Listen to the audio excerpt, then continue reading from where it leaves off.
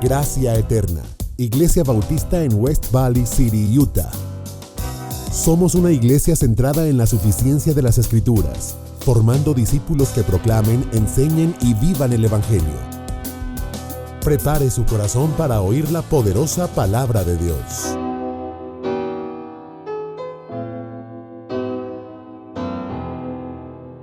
Primera de Juan, capítulo 2, versículo 12. Primera de Juan, capítulo 2, versículo 12. Vaya conmigo. Y cuando lo tenga, me dice un amén, por favor, para leerlos todos juntos, la palabra. Y dice la palabra del Señor, versículo 12 hasta el versículo 14.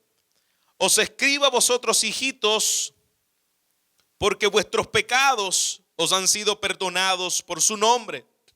Os escribo a vosotros, padres, porque conocéis al que es desde el principio. Os escribo a vosotros, jóvenes, porque habéis vencido al maligno. Os escribo a vosotros, hijitos, porque habéis conocido al Padre. Os escribo a vosotros, padres, porque habéis conocido al que es desde el principio. Os escribo a vosotros, jóvenes, porque sois fuertes y la palabra de Dios permanece en vosotros y habéis vencido al maligno. Padre, aquí estamos ante tu palabra, rogando tu intervención poderosa, que tú atravieses esta espada de dos filos, que penetre hasta partir todas las áreas ocultas de nuestro interior, y que seas tú, Padre, ministrando a nuestro corazón, alumbrando nuestro entendimiento, abriendo, Señor, de nosotros nuestros oídos espirituales, para que tú, Señor, seas ministrando conforme a la necesidad de tu pueblo. En el nombre de Jesucristo te lo pedimos, tu Hijo. Amén y amén. Puede tomar asiento, hermanos. Vamos a estar mirando en el día de hoy acerca de un tema muy interesante y a la misma vez un poco cuestionable, porque cuando miramos estos versículos nos parecieran tal vez un poco extraño inicialmente cuando nosotros comenzamos a estudiarlos. De manera que yo quiero hacerles una introducción sabiendo que cada uno de nosotros pasamos y enfrentamos o han enfrentado, enfrentarán momentos difíciles. Y eso en todas las áreas de nuestra vida. Pasamos momentos difíciles en medio de nuestros trabajos, pasamos momentos difíciles en nosotros como personas, pasamos por medios difíciles en medio de adversidades nacionales como guerras. Hay una continua, una y otra vez vemos que necesitamos prepararnos para esos momentos difíciles. Por ejemplo, cuando hay una guerra, usted se imagina a esos soldados que en medio de la guerra, ellos intentando en ese momento aprender a dar CPR. Así que se llama cuando le dan primeros auxilios a la gente. Usted se imagina que en la guerra ellos estén tomando un entrenamiento de eso. ¿Verdad que no? La guerra no es para tú dar entrenamiento, la guerra no es para que tú comiences a prepararte. De igual forma, nosotros no podemos pensar que en el campo de batalla los rescatistas van a comenzar a entrenarse en medio de ese campo. Sino que el rescatista, cuando ocurre un terremoto, usted se imagina a los rescatistas, vamos a coger un entrenamiento en medio del terremoto cuando van a enviarlos como rescatistas. No es así. De igual forma nosotros podemos verlo en todos los ámbitos prácticos. Nosotros lo podemos ver en medio de la medicina. Usted se imagina a un doctor que le toque operar, o un cardiólogo va a hacer una operación de corazón abierto, y en ese momento le dice: por favor, tráeme el maniquí que voy a practicar, el muñequito para hacer práctica. Y usted diría: yo no quiero operarme con ese hombre. ¿Por qué? Porque no es momento, la práctica no es cuando tú estás enfrentando la batalla. La práctica es antes, la práctica es cuando tú te comienzas a entrenar para que cuando llegue la batalla tú estés listo. De igual forma ocurre con los deportistas. Un deportista no va a esperar el día del juego para él entrenarse. Él se va a entrenar mucho antes, porque si descuida lo más importante, si descuida, y este es el título del sermón del día de hoy, si descuida los fundamentos, esa es la causa de derrota más grande de todos los que han fracasado. Los creadores del Titanic llegaron al lugar donde llegaron en la tragedia que sucedió por causa de descuidar lo fundamental. Revisiones fundamentales. Cuando nosotros vemos los problemas matrimoniales, el fundamento, cosas esenciales fueron lo que se les olvidó. A veces pasa cuando se vielan los carros, se le daña el motor y ya no sirve, se funden. ¿Y por qué fue? Se me olvidó echarle aceite al carro. Y hermanos, algo tan esencial como buscar un pote de aceite y echárselo a su carro. Cuando olvidamos los fundamentos, somos vulnerables como individuo, somos vulnerables como iglesia, porque hemos olvidado lo más importante. No podemos seguir adelante en este nuevo año si nosotros hemos dejado los fundamentos. Si nos mantenemos sin los fundamentos. Y pastor, ¿de qué vamos a hablar hoy? De lo fundamental del Evangelio de Jesucristo.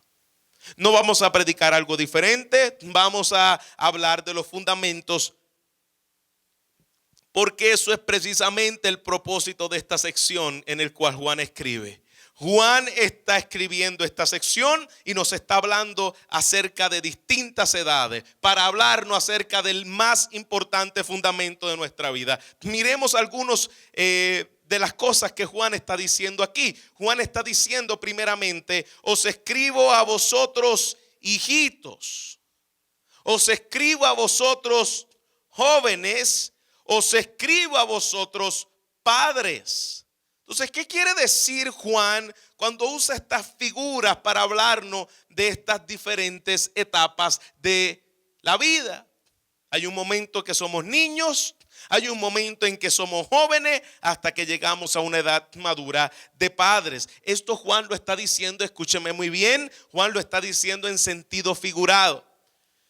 No quiere decir que Juan está diciendo: les escribo a los niños, esto es decir, de 1 a 10 años. O les escribo a los jóvenes, esto es decir, de 15 a 25. Si pasó de los 25, hasta ahí llegó su juventud. O les escribo a vosotros padres, que es de 25 a 40. Escuche bien, eso no es lo que Juan está queriendo decirnos aquí. Juan no quiere decir que le va a hablar en distintas etapas de la vida nuestra, sino que Juan está utilizando estos términos para hablarnos de las diferentes, escuche bien, etapas de la madurez cristiana. Juan está escribiéndonos aquí para que nosotros entendamos que los hijitos, los jóvenes y los padres es un sentido figurado que abarca diferentes etapas de madurez en nosotros como creyentes. Por ejemplo, Juan utiliza la palabra hijitos, y este es el primero que él utiliza. Dice: les escribo a vosotros hijitos, pero recuerda, esa es una de las palabras más favoritas de Juan en esta carta. Juan utiliza sobre 7 veces, utiliza específicamente 7 veces la palabra hijitos. Os escribo hijitos, hijitos míos. Eso es un vocablo juanino. Él utiliza esa palabra hijito para referirse a la audiencia, y no quiere decir que Juan está hablando de un niño de 1 a 5 años. Juan le está hablando a la audiencia en las distintas etapas de su vida como cristiano. Por ejemplo, nosotros podemos ver que tanto hijitos, jóvenes y padres es utilizado en un lenguaje no solamente de Juan, sino en un lenguaje también paulino, para hablar acerca de la madurez de la iglesia. En una ocasión, en Hebreos capítulo 7, el autor de los Hebreos, que no sabemos específicamente quién fue, dice que le tiene que hablar como niños porque no habían crecido. Igualmente Pablo a los Corintios le dice, os escribo como niños. No está hablando acerca de los niños, está hablando acerca de esa etapa de madurez, hablándole a todos. Aquí hay hijitos, y aquí Juan puede decirnos hijitos. Es la etapa en la cual te encuentras como en tu vida cristiana. Juan hace un paréntesis y comienza a enumerar verdades básicas. Por eso el sermón de hoy se llama Regresando a los Fundamentos, porque Juan comienza a tomar a los hijitos, comienza a tomar a los jóvenes y comienza a tomar a los padres para hacernos entender fundamentos que no debemos olvidar en nuestra vida cristiana. Y Juan se dice que esta forma de escribir del versículo 12 al versículo 14 es una poesía de Juan. Se dice que es un lenguaje poético para hacer énfasis a una verdad de los fundamentos que Juan quiere especificar. Es decir, versículo que dice, os escribo a vosotros hijitos, porque vuestros pecados han sido perdonados por su nombre, os escribo a vosotros padres. Es un juego de palabras de manera poética para enfatizar unas verdades fundamentales. De manera que dice John Stott, un predicador del pasado, la repetición en este libro de Juan es sin duda la intención de hacer énfasis en lo que él nos quiere enseñar. De manera que cuando él dice hijitos, padres, jóvenes, hijitos, padres, jóvenes, este juego de palabras que nosotros vemos aquí es para hacer énfasis en esta verdad. Lo mismo ocurre en Hebreos capítulo 6. Cuando usted mira Hebreos capítulo 6, es el mismo juego de palabras poético para enfatizarnos una verdad específica. De manera que el punto número 1 del sermón en el día de hoy es cuáles son esos fundamentos básicos por el cual Juan quiere que nosotros aprendamos. ¿Cuáles son esos fundamentos básicos que Juan quiere que nosotros aprendamos? Y número 1, mira lo que dice el versículo 12. Os escribo a vosotros hijitos, porque vuestros pecados os han sido perdonados por su nombre. Es decir, el punto principal que Juan comienza a enfatizarnos en esta carta se llama el problema de ¿qué? Del pecado. Y recuerde que esa fue la intención que Juan comenzó la carta desde el versículo 1. Que el hombre pueda entender su problema principal y que su problema principal es el problema del pecado. Entonces, aquí vemos que el problema principal del hombre es el pecado, pero la gran y única solución de ese problema se llama Cristo. Entonces, el problema más importante del hombre es su pecado, y ese es el problema más grave, y escuche bien, ese es el problema más catastrófico que el hombre puede tener ante los ojos de nuestro Dios. Ante los ojos de Cristo, el problema mayor que usted tiene es el problema del pecado. ¿Usted recuerda a Jesucristo cuando vino aquí a la tierra? Jesucristo sanó a los paralíticos, sanó a los cojos, sanó a los sordos, sanó a los mudos, sanó a aquellos que rompieron el techo, hicieron un boquete y pusieron a ese hombre en medio de la presencia de Jesús. ¿Cuáles eran las primeras palabras que Jesús les decía a ellos? Tus pecados te son perdonados. Entonces esa gente, su mayor problema no era la enfermedad, no. La enfermedad era un síntoma externo de una realidad interna. Y cuando Jesucristo entonces llama a esa gente y los recibe esa gente o habla con esa gente, lo primero que él dice, tu problema principal es el pecado. Tú viniste aquí pensando que tu problema principal era tu enfermedad, pero tu problema principal se llama tu pecado. Y Cristo los sanó a ellos físicamente, claro que sí. Pero quería que entendieran que su mayor problema y el problema más catastrófico que puede tener el hombre no es su enfermedad. El peor problema que puede tener el hombre no son tus asuntos de finanzas. Tu peor problema no son sus asuntos familiares, sino que Juan está diciendo: os escribo a vosotros, hijitos, que vuestros pecados os han sido perdonados. El peor problema del hombre se llama el pecado, de lo cual tiene que arrepentirse. ¿Está conmigo? Dijo alguien una vez, no conozco el autor principal de esta cita, pero me llamó la atención porque dijo una gran verdad. Dijo: si nuestro mayor problema era económico, Dios nos hubiese enviado un economista. Si nuestro mayor problema hubiese sido, si nuestro mayor problema era entretenimiento, Dios nos habría enviado un comediante, un payaso. Si Dios entendiera que nuestro mayor problema o necesidad era estabilidad política, Dios nos hubiese enviado un político.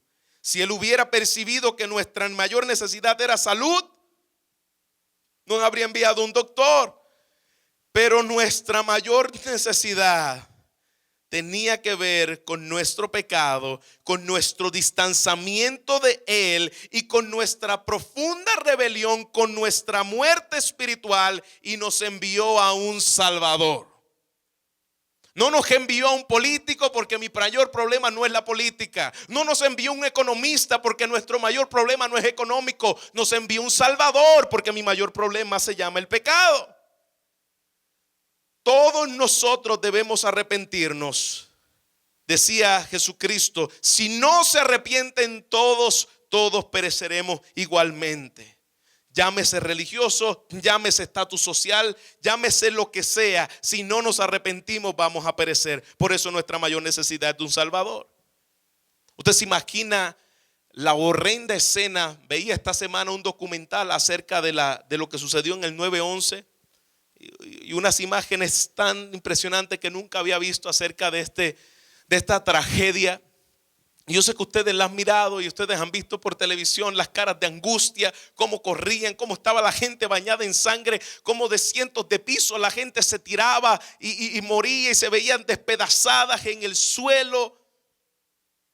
Cuando nosotros miramos eventos como estos, tragedias tan profundas, tan duras, tan difíciles que nuestra mente las pueda entender. Cuando nosotros miramos el diluvio de Noé, donde solamente 8 vivieron y todos los demás fueron muertos y fueron condenados. Cuando tú miras estas cosas, la pregunta que tenemos que hacer no es: ¿qué es lo más importante en estos acontecimientos? ¿Qué es lo más importante? ¿Qué era lo más importante para las vidas que estaban en aquella torre, en el piso 120, donde nadie los podía llegar? ¿Qué era lo más importante para ellos? Lo más importante en aquel momento no era cuál era su condición de salud. Lo más importante en aquel momento no era cuál era su condición económica. Lo más importante para ellos era su eternidad con Dios, su pecado con Dios, y que tenían que arrepentirse. Cuando tú miras estas desgarradoras escenas en Noé, en el tiempo de Noé, aquella gente donde estaba la ira de Dios cayendo sobre ellos, en aquellos mares embravecidos, en aquella torrente de lluvia sin parar. ¿Usted se imagina a Noé predicándole a ellos? Hagamos una gráfica en nuestra mente y que de momento Noé abra la barca, la puerta, sale Noé, tipo Hollywood, y Noé comienza a predicarle a esa multitud que está nadando. ¿Cuál sería el mensaje de Noé a ellos? Dios los ama y tiene un plan maravilloso para sus vidas. ¿Usted se imagina eso? Bajo la furia de la ira de Dios. Arrepiéntanse, vuélvanse al Señor. Ese era el mensaje que pregonaba Noé. Los días están contados, vuélvanse a Él, arrepiéntanse de sus pecados. Él era pregonero de la justicia de Dios. Y esa gente enfrentó los embates. No solamente imaginemos esas escenas desgarradoras, imaginemos la peor escena de todas las escenas, la escena del infierno. Jesucristo fue muy gráfico al utilizar algunas imágenes. Y habló del infierno como el gusano que nunca muere. Allí no te podrá salvar nadie. El crujir y el lloro habló Jesucristo acerca del gusano que no muere. Allí será el lloro y el crujir de dientes, donde grandes y pequeños, dice Apocalipsis, estarán delante de Dios. El pecado no es un juego, amados. El pecado fue lo que llevó a Cristo a la cruz del Calvario. El pecado no es un juego. Dios toma en serio el pecado. Dios toma en serio el pecado. Pregúntale a lo que pasó aquí en Estados Unidos de América. Pregúntale a lo que pasó en el tiempo del diluvio. Y aquellos que pasarán su eternidad en el infierno. Dios toma en serio el pecado. No tienes que esperar que venga una tragedia a tu vida. Si viniera una tragedia a tu vida en el día de hoy, ¿estás seguro dónde tú vas a pasar tu eternidad? Siempre te estoy preguntando lo mismo porque sus vidas están en juego.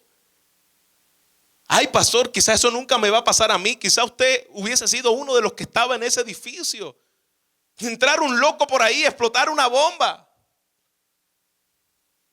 Si nos da un ataque al corazón, nuestras vidas son frágiles. Nosotros pensamos que nunca nos va a pasar eso. Eso le pasó a ellos, eso pasó allá, eso pasó en un lugar lejano. Pero cuando nos toca la puerta, estas verdades, pensamos que no nos pasará a nosotros. Pero nos puede pasar a nosotros, ¿o no? Nos puede pasar a cualquiera de los que estamos aquí. Solo el Señor. No solamente puede venir una tragedia, el Señor puede venir nuevamente por su pueblo. El Señor puede venir y tú no estás preparado.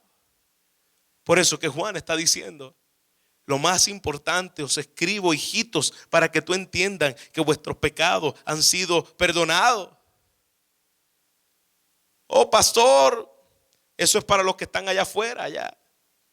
Nosotros aquí venimos a la iglesia, estamos en la iglesia. Pues sí, a usted yo quiero hablarle. Aquellos que estamos en la iglesia, no los que están afuera, aquellos que estamos a la iglesia, que cuando el servir a Cristo se nos hace pesado.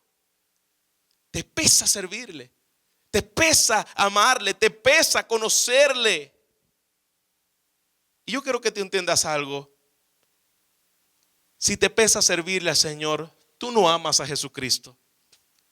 Si te pesa servirle a Él, tú no le amas a Él.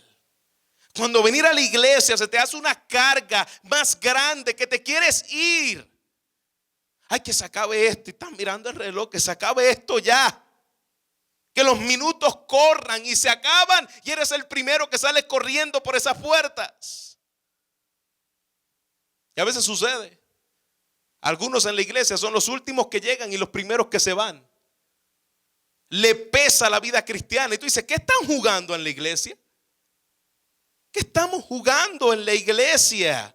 Pensamos que nosotros vamos a cumplir como pasar nuestra tarjeta y ponchar para que el jefe sepa que ya yo llegué y pueda cobrar. Hermano, así no es. Así no es. Cuando no tomamos la Biblia en nuestra casa. Ese era el mensaje en la mañana de hoy. Cuando no abrimos la Biblia y pasan semanas, pasan meses y ni tan siquiera abrimos la palabra para ver qué el Señor nos quiere decir. Eso sí, pero te encanta gastar tiempo en tonterías. Ay, pastor, eso no pasa aquí en Utah, eso es para los puertorriqueños. El pecado no es un juego. El día del juicio no va a ser un juego. Esto es serio. El pecado es serio, por eso Dios nos llama al arrepentimiento. Pon en tu corazón, iglesia, pon en tu corazón, amigo y amiga, que la vida es breve. Pon en tu corazón y que con esto tú te lo puedas llevar en este primer punto del sermón de hoy. La vida es breve y el pecado no es un juego. Eso es lo que nos está queriendo decir Juan aquí. Os escribo a vosotros, hijitos, porque vuestros pecados os han sido perdonados por su nombre. Gloria a Dios. Si usted es un hijo de Dios, usted puede entonces estar seguro: mi pecado fue perdonado. Y es un perdón eterno. Ya les hablé a los que juegan en la iglesia que no lo son. Pero a la misma vez yo le quiero dar la seguridad, porque eso es lo que Juan quiere decir, quiere que entendamos aquí. Tu perdón es un perdón eterno, es decir, tu perdón es un perdón para siempre. Él ha perdonado nuestros pecados. Si yo hubiese estado sentado ahí, hubiese sido amén. Él ha perdonado nuestro pecado. El Dios que nos salvó de entre los muertos es poderoso para mantenernos salvos. Eso no te lo dice la religión. La religión te va a decir: bueno, Él te salvó de entre los muertos, pero ahora te toca a ti seguirle echando ganas. Ya Él hizo el 50%, ahora te toca a ti hacer el otro 50%, o el otro 75%, o el otro 99.1% para otros, o el 1.0 para otros. Juan está diciendo: yo os escribo para que tú sepas que tu mayor problema fue resuelto. Tu mayor problema, si tú eres un hijo de Dios, estás arrepentido de tus pecados, es que ya tus pecados, no dice, mira cómo dice aquí, me encanta cómo lo escribe Juan. No dice: os escribo, hijitos, porque vuestros pecados algún día serán perdonados. Fíjese bien. Os escribo porque vuestros pecados os han sido, tiempo presente, os han sido, tiempo pasado, perdonados por su nombre. No por mis obras, no por mi sacrificio, no por mi entrega, sino por su obra, por su sacrificio, por su entrega, es decir, por su nombre. El Dios que me salvó de entre los muertos es el Dios poderoso para mantenerme salvo, perfeccionando su obra en mí. Amén. Porque a veces pensamos que Dios es poderoso para salvar, pero que Dios no es poderoso para preservarnos salvos. No. Él te salva, pero después te la deja a ti para que tú sigas ahí a ver cómo te las arregla. No. La palabra del Señor dice que si yo le pertenezco a Él, hijitos, ya tú has sido perdonado por Él. Tú no tienes que ganarte el perdón de Dios. Tú no tienes que luchar el perdón de Dios. Es algo que Cristo ganó, que Cristo luchó por ti. La religión te dice: Dios te salvó, ahora te toca a ti mantenerla. Y como diría el buen salvadoreño: ¿y cómo pues? ¿Cómo? ¿Cómo yo puedo entonces mantener la salvación si ni tan siquiera fui yo capaz de darme vida? ¿Cómo me voy a mantener? Muchos no apreciamos esta hermosa gracia. No apreciamos la gracia de nuestro Dios. Los niñitos espirituales, aquellos que están comenzando en el evangelio, aquellos que están luchando, quiero que tú sepas en el día de hoy, para que te mantengas firme: tus pecados han sido perdonados por su nombre. No tienes que luchar en tu fuerza, es la fuerza de Dios en ti. Tus pecados han sido perdonados por su nombre. No hay otro nombre dado a los hombres en quienes podamos ser salvos en Jesucristo. No hay otro nombre. La cuenta de Cristo fue puesta en mí. La santidad de Cristo fue puesta en mí. Por la autoridad de Cristo yo voy. Eso es el nombre de Cristo. Segundo punto del sermón: el conocimiento de Dios es lo más primordial para nuestras vidas. Mira lo que sigue diciendo, versículo 13. Os escribo a vosotros, padres, porque conocéis al que es desde el principio. Os escribo, fíjese muy bien. Dijimos que el segundo punto que estamos estudiando, el conocimiento de Dios, es lo más primordial para todos los discípulos. Por lo tanto, su palabra dice: os escribo a vosotros, padres, que ¿qué? ¿Que qué? Que conocéis. No ronque, hermano. que conocéis, al que es desde cuándo. Os escribo a vosotros, hijitos, porque ¿qué? Conocéis por segunda vez. Conocer, conocer, conocer. ¿Cómo se llamaría? ¿Cómo llamaría un niñito a su padre que está perdido en un mall? Yo no sé si a usted le ha pasado, a mí me pasó. Cuando niño me perdí, tenía como unos 7 años. Y hermano, usted no sabe cómo yo he gritado en ese mall. Tenía los brazos me encontró un custodio y yo le decía, mami, con todo mi ser. De igual forma, usted se imagina un niño en el tiempo de Jesús, en el tiempo del antiguo pacto. La palabra padre se dice Abba en hebreo. Usted se imagina un niño perdido. Abba, Abba, ¿dónde estás? Abba. ¿Sabes qué? Ese espíritu que clama por él, Abba, Padre, no es natural en tu relación con Dios. Nosotros no nacemos con un espíritu que por naturaleza le buscamos a Él. Hablaba en esta semana con alguien que me decía, pastor, no sabe lo difícil que se me hace tener comunión con Dios. No sabe las luchas que yo tengo para que mi vida de oración sea una vida fructífera, sea una vida entregada. Me cuesta poder tener tiempo, minutos en la presencia del Señor. Me es duro. Yo le decía, precisamente por causa de que nosotros no nacemos teniendo comunión con Dios, nosotros nacemos muertos espiritualmente. Cuando Dios te da vida de entre los muertos, ese deseo profundo por tú buscarle a Él no proviene de tu naturaleza. Por eso se te hace más fácil perder tiempo en otras cosas que no en orar. Te es más fácil distraerte en diferentes asuntos que tener tiempos de comunión con Dios. Porque no es tu naturaleza decirle, Abba, te necesito. No es tu naturaleza decir, Abba, quiero tener tiempo contigo, quiero conocerte, quiero estar de cerca, yo no quiero estar de lejos.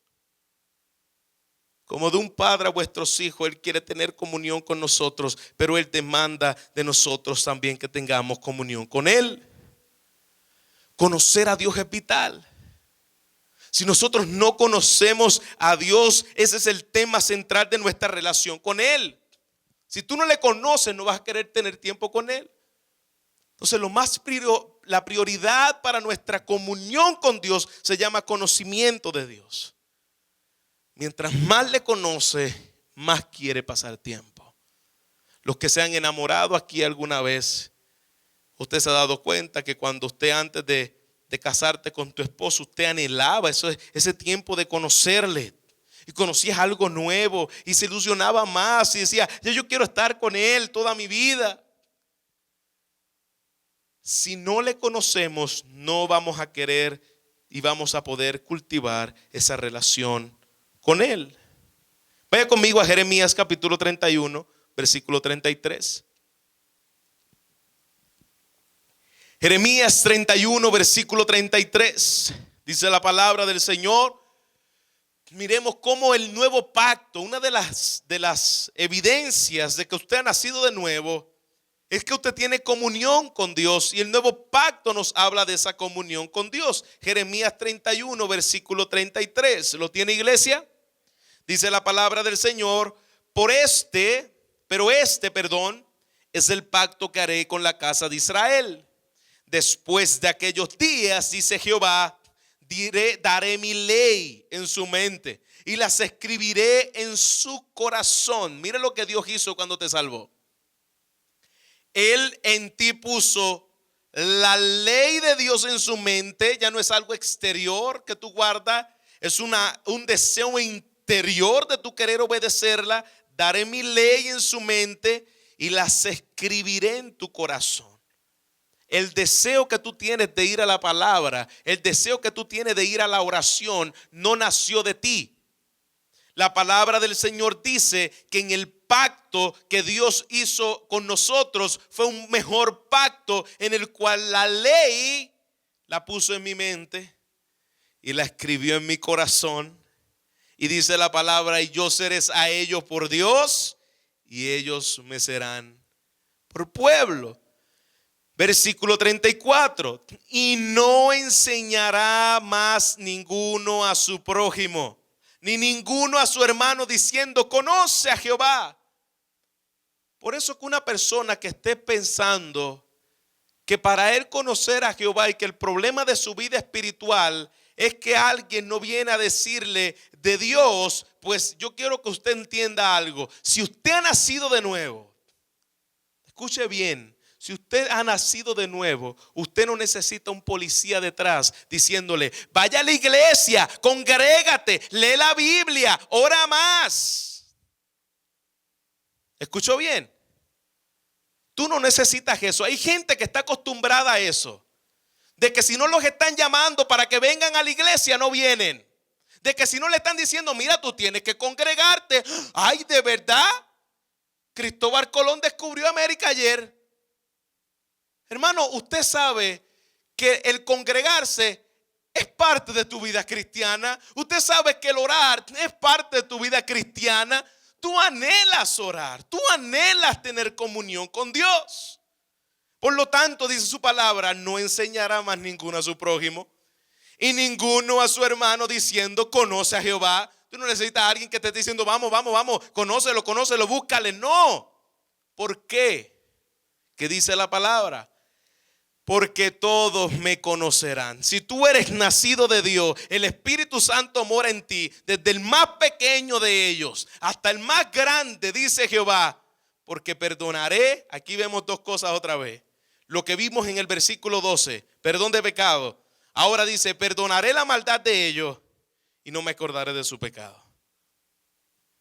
Jeremías nos habla de perdón y conocimiento de Dios. Lo que nos está hablando Juan. Perdón y conocimiento de Dios. Te pregunto, querido amigo, querido hermano, ¿cómo está tu conocimiento de Dios? ¿Cómo está tu conocimiento de Dios? ¿Estás creciendo en vuestro conocimiento de Dios? ¿Has crecido? En el año pasado creciste más de lo que creciste en el 2014. En el 2016 creceremos más del conocimiento de Dios de lo que crecimos en el 2015. Ese debe ser nuestra meta. Jeremías capítulo 9, versículo 23-24 dice: así dice Jehová, no se alabe el sabio en su sabiduría, no te alabes en lo mucho que sabe, ni el valiente en su valentía. Si el rico ni el rico se alabe en su riqueza, más alábese en esto el que hubiere de alabar. ¿En qué? ¿En qué debemos de alabarnos? ¿En qué debemos gloriarnos? ¿En qué, iglesia? En entenderle y conocerme, que yo soy Jehová. Entender y conocer que yo soy Jehová, que hago misericordia y justicia en la tierra, porque estas cosas quiero, dice Jehová. Esto es lo que yo quiero, que ustedes me conozcan, que ustedes sepan quién soy yo. No se gloríen ni se alaben. Esa palabra alabarse o gloriarse viene de la palabra jactancia. ¿De qué te jactas? ¿De qué te jactas? Vivimos en un mundo lleno de personas que se glorían en ser sabios. Colocan una lista de sus títulos, colocan una lista de sus grandes cosas que han hecho y se las queremos poner a los demás de frente. Ya ves, mira lo que hice, mira qué grande soy. Desean que las personas se impresionen por sus logros. Yo estudié aquí, yo estudié acá, yo hice esto, yo hice lo otro. Mira qué inteligente soy. Mira qué fuerte soy. Los deportistas profesionales constantemente se jactan de su fortaleza, de sus habilidades. Los negociantes se jactan de su liderazgo, de su capacidad empresarial. Mira qué tremendo manejo esto. Mira mi empresa. Y estamos llenos de personas que se glorían en sus riquezas. Se glorían en sus habilidades, se glorían en lo que ellos pueden alcanzar. Inclusive a veces sucede con los padres. Se glorían de que su hijo llegó a ser un doctor. Se glorían de que sus hijos llegó a ser un abogado. Mi hijo es un abogado. Y nos pavoneamos y nos ponemos como pavos reales, ¿no? Decir lo que nuestros hijos lograron. Pero como padre, lo que tú te debes gloriar es que tu hijo conozca a Dios.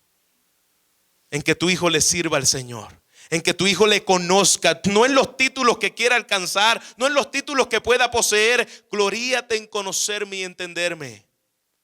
No tratemos de exhibir nuestras riquezas por nuestras joyas, por nuestros cuerpos, por nuestras vestimentas, por las posesiones materiales que tenemos. A veces nos jactamos en eso. Yo no sé si eso pasa en los pueblos hispanos o en los pueblos de Latinoamérica, pero algo que sucede en mi país es que tú puedes estar muriéndote de hambre. Tú puedes tal vez tener la refrigeradora vacía.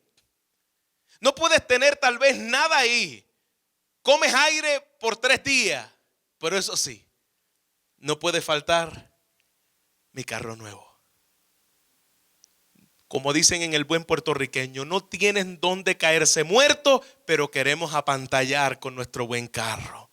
No tenemos dónde caernos muertos, pero queremos el celular último modelo. No tenemos dónde caernos muertos, pero queremos la ropa de marca. No está mal que tengas un carro nuevo, no está mal que tengas un celular último modelo, ni que te compres ropas de marca. Pero ¿para qué lo haces? Porque si lo haces porque de eso depende tu estatus social, de eso te jactas, de eso te glorías, el Señor dice, esa no debe ser tu gloria. Esa no debe ser tu gloria. Hay gente que dice, yo prefiero dormir en un carro, pero tener mi carro del año aunque no tenga casa. Porque le gusta que los miren, le gusta llamar la atención, le gusta jactarse en esas cosas. Así sucede. No nos jactemos en lo nuestro, no nos jactemos en la gloria humana, jactémonos en que le conozcamos a Él. ¿Conoces a Dios? Diciendo, si vienes a la iglesia, ¿conoces a Dios? Comenta el pastor John MacArthur que en una ocasión él estaba viajando en un avión comercial y al lado de él se le acerca a alguien y se dio cuenta que estaba leyendo la Biblia. Y él le dice, Señor, yo noto que usted está leyendo la Biblia. ¿Puedo hacerle una pregunta? Le dijo. Le dice el pastor MacArthur, claro que sí, le responde. Dice, mira, yo soy uno recién llegado a los Estados Unidos. Vine de Irán y estoy confundido en cuanto a la religión de este país. Acabo de llegar a Estados Unidos y soy iraní y estoy confundido acerca de lo que creen en este país los religiosos. Todo el mundo en este país, en mi país, perdón, es musulmán, le dice este hombre. Pero aquí hay demasiadas religiones. ¿Puede hablarme acerca de un poquito de la religión de los Estados Unidos? Le dice el pastor MacArthur, por supuesto que sí.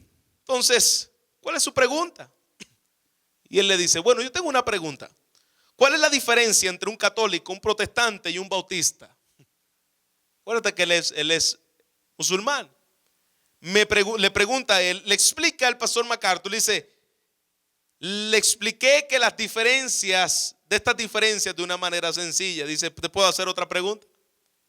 Le dice el pastor. Por supuesto, me respondió. ¿Es usted pecador? Ah, sí, respondió. Yo peco. En su fe, ¿qué le pasa a los hombres que pecan? ¿Qué le pasa a los pecadores? Le dice este hombre, pues van al infierno. Van al infierno. Le dice, ¿tiene alguna esperanza de que usted no va a ir al infierno? Le pregunta. ¿Tú tienes alguna esperanza de que usted no va a ir al infierno? Espero que Dios me perdone, respondió él. ¿Sabes? Conozco a Dios, le dice MacArthur, y Él no te va a perdonar. Interesante. Me llamó la atención este relato. Conozco a Dios y Él no te va a perdonar.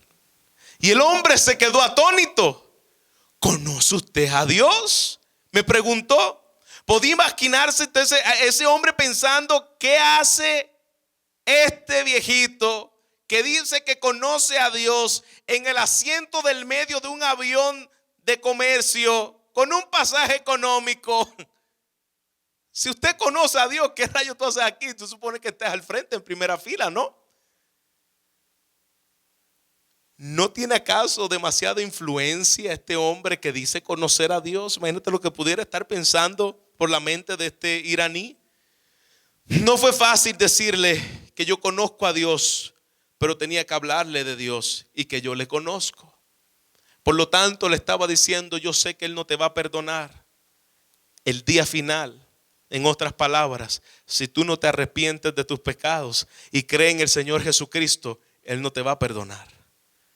No es que tú vas a llegar al cielo para ver si Él va a pesar en una balanza las cosas buenas que tú hiciste y las cosas malas que tú hiciste. Ese no es la salvación. La salvación es que cuando tú vayas al cielo, Él va a mirar si tú estás en Cristo o tú no estás en Cristo. ¿Y cómo tú vas a saber eso? Porque tú le conoces a Dios. Eso es algo asombroso, saber que tú le conoces, una criatura tan pequeña, una criatura tan finita, una criatura tan pecadora, conocer al Dios del universo. Wow. Conozco a Dios y me glorío en que le conozco a Él. Eso es lo que está diciendo Jeremías.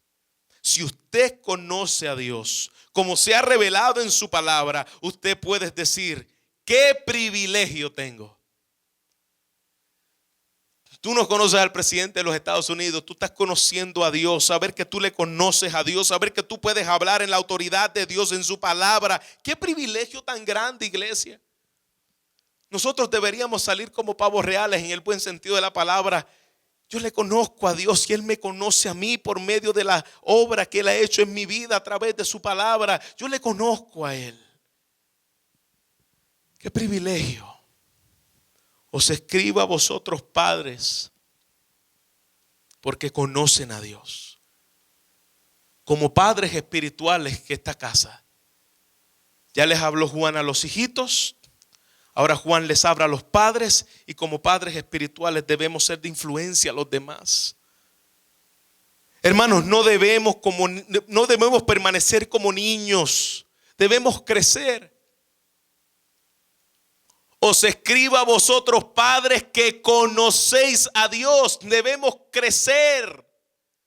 Debemos vivir en medio de la comunidad, entendiendo de que Dios me ha llamado a crecer, a cultivar conocimiento en Él, para proteger a los demás, para cuidar a los demás, para edificar a los demás, para modelar a los demás. ¿Están modelando la fe? Están modelando. Los niñitos espirituales pueden venir a ti y decir, enséñame del Señor, tú eres un hombre de Dios. Yo recuerdo cuando estaba creciendo en mi caminar del Señor, había un hombre en el cual me llamaba la atención su búsqueda, su andar, su entrega por el Señor, y me quería pegar a Él. Aquí hay hombres y mujeres en las cuales desde hace tiempo deberíamos hacer padres ya. Hablando espiritualmente, deberían los demás querer venir a mí para aprender, para proteger a los demás. Lo que hace un padre: busca a los demás, cuida a los demás, protege a los demás, edifica a los demás. Os escribo a vosotros, padres, que conocéis a Dios. Que Dios levante padre en esta casa. Es decir, gente madura en el Señor. Que no pasen los años en vano y seguimos con las mismas luchas. Como cuando a veces nos preguntan, ¿y cómo está, hermano, ahí, muchacho, en la brega? Ahí sobreviviendo. Que no pasen los años en las mismas luchas. Que no pasemos los años en las mismas inmadureces, con las mismas faltas de responsabilidad, con las mismas faltas de impuntualidad, con las mismas prácticas de pecado, con las mismas niñeces de toda nuestra vida, no queriendo morir al pecado, no creciendo, no dando respuesta al crecimiento de la madurez en Cristo. ¿Alguien dice amén? No podemos permanecer igual. No podemos volver el 2015 con las mismas malas mañas. No podemos seguir siendo niños espirituales. Tenemos que crecer. Padre, os escribo a vosotros que conocéis a Dios. No hemos madurado mucho, lamentablemente.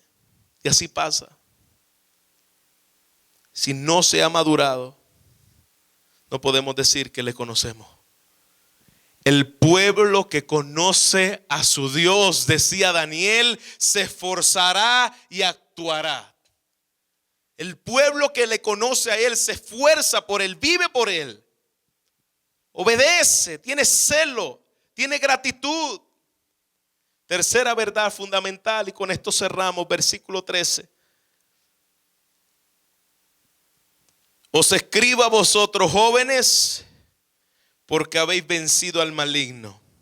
Os escribo a vosotros jóvenes, versículo 14, porque sois fuertes y la palabra de Dios permanece en vosotros y habéis vencido al maligno.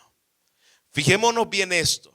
Iglesia, hemos sido perdonados, amén. Ya lo hemos visto hasta aquí. Debemos crecer en el conocimiento de Dios, amén. Pero tenemos una lucha con el enemigo. Tenemos una lucha con el enemigo y que tiene sus estrategias y sus estratagemas como verdadero enemigo nuestro. Nuestra verdadera lucha no es contra carne ni contra sangre. Nuestra verdadera lucha son con huestes espirituales de maldad. Nuestra verdadera lucha es contra demonios, principados y potestades. Escuche bien esto. Dice la palabra del Señor que Satanás anda buscando a quien devorar. Satanás está buscando a quien devorar. Y tú puedes ser su próxima víctima. No te confíes en tu fuerza. No te confíes en tu habilidad. Ahora bien, Cristo venció a Satanás. Hay una realidad de que tenemos una lucha espiritual. Dice su palabra, no ignoréis las maquinaciones de Satanás, no las ignores, pero Cristo venció a Satanás. El príncipe de este mundo, dice la palabra, ya ha sido juzgado. Sabemos que él lo venció, pero Satanás va a seguir tirando sus últimos cartuchos. ¿Por qué? Porque al final él sabe lo que le toca. Los demonios veían a Cristo y le decía, todavía no nos eche ahí al infierno. Todavía no, ellos saben que hay una hora que les toca y van a seguir haciendo, intentando destruir al pueblo de Dios. Pero su palabra dice que nosotros somos más que vencedores por medio de aquel que nos amó, no por medio de nosotros. Amén. Somos más que vencedores, pero aún estamos en batalla. Estamos más que vencedores, pero Satanás va a seguir tratando de tirar sus dardos. Pero lo bueno es que dice su palabra que tenemos todas las armas para pelear. Tenemos la espada de la palabra, tenemos la coraza de la justicia de Dios, tenemos los calzados de la paz, tenemos el yelmo de la salvación, tenemos el escudo de la fe. Tenemos todas las armas para nosotros poder pelear en esta batalla y no tenemos que complacer a Satanás. Gracia Eterna, Iglesia Bautista en West Valley City, Utah. Somos una iglesia centrada en la suficiencia de las Escrituras, formando discípulos que proclamen, enseñen y vivan el Evangelio. Prepare su corazón para oír la poderosa palabra de Dios.